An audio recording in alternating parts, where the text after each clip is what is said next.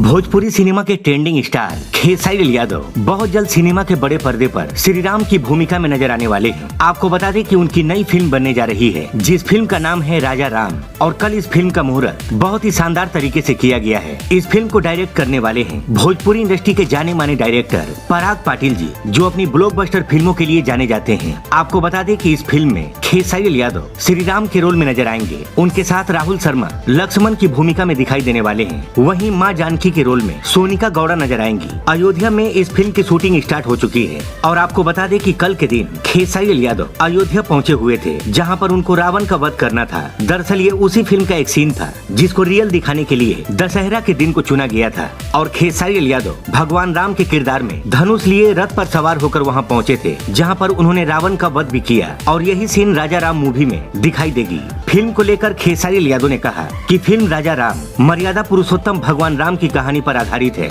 मैं अपने आप को भाग्यशाली मानता हूं कि मुझे भगवान श्री राम के किरदार को जीने का मौका मिला। इसके लिए मैं पराग पाटिल और टेक्नीशियन फिल्म फैक्ट्री को धन्यवाद देता हूं कि वो हमारी भाषा भोजपुरी में भगवान राम को बड़े स्क्रीन पर लेकर आए। अब चलिए दोस्तों, आप सभी को बता दें कि कल के दिन एक नया गाना आ रहा है अंकुश राजा का सुबह 6 बजे, जिस गाने के बोल हैं देवर हो। तो इसी के साथ मिलते हैं अगली वीडियो में। तब तक के लिए जय हिंद, जय भोजपुरी।